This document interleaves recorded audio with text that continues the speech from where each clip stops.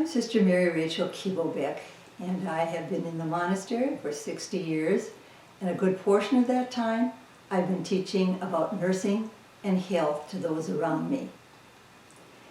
And every year I experienced yet another aspect of listening that opened my mind to new ways of caring. I was delighted when I noticed that the College of St. Benedict and St. John's University chose listening as one of the core Benedictine values they wanted all the students to know about. They specifically described listening as the ability to hear keenly and sensitively the voices of persons and all created beings. That matched exactly what was spoken in the beginning of the Rule of Benedict. He intentionally twinned the word listen with the word heart. This highlighted the need for persons to develop a unique kind of listening. He wrote, "Listen with the ear of your heart." And research shows that there's more electromagnetic energy around the heart than around the brain. So if one listens with an open heart, it enhances whatever is heard and allows the words to more strongly influence the hearer. Opening the heart is a prerequisite to sensitive hearing and respect. Respect leaves room for readily opening ourselves to learning from whomever or whatever is speaking. So I went and asked a monastic woman skilled in respectful listening what helped her become so compassionate and respectful when listening to others. She responded saying, "I had to learn that the simplest way to respectfully listen was to be slow, silent, and inviting." Here are a few of her tips.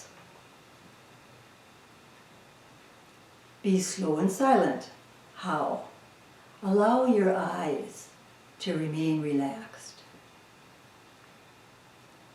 Avoid interrupting with your comments or thoughts, and instead ask an inviting question. Can you say a little bit more about that? Let your body language and words be calm. So, for example, sitting instead of standing. If the speaker seems to feel stuck, maybe they can create some kind of a mental image. So you might give them an example.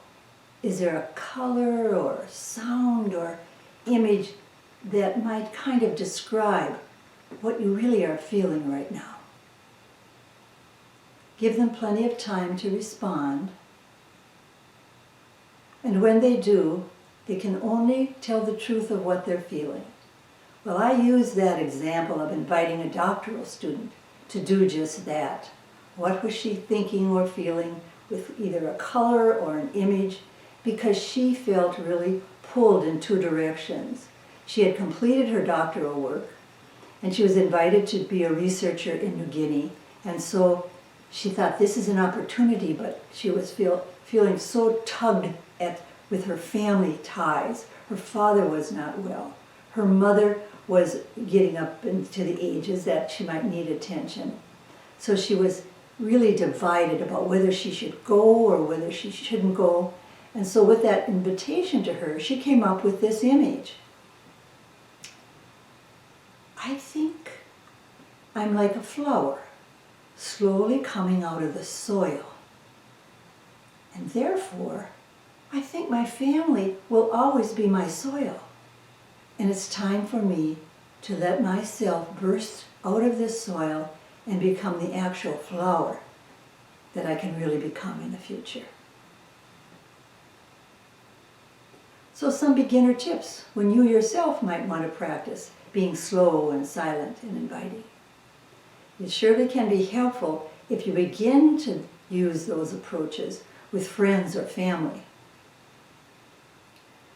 And as you practice one or two of those skills, being slow or silent, it becomes more natural to you.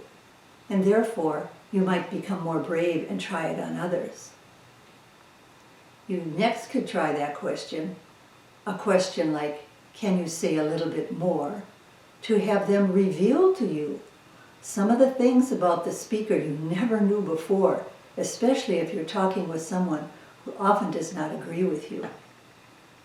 Notice what information you receive when you yield an inviting question to the listener. Some people even choose to journal about their insights of trying to listen carefully and not interrupt. And sometimes there will be successes, and sometimes they will be non-successes, or what we would call probably a flop, but they both give you insights. Both are your teachers. I want to give you an example of what happened to me one time when I was speaking. I was saying, I was teaching nursing students, and there were 5 men students and 35 women students in the class. And I was saying, when a nurse goes into a patient room, she usually checks the entire environment. One of the men in the room put up his hand. I called on him and he said, "You said she." Oh, I immediately recognized his point. I replied, every time I use she instead of she or he, I want your hand to pop up as a reminder to me of my reverse discrimination error. I want to be inclusive, and I need a reminder. That student was my teacher.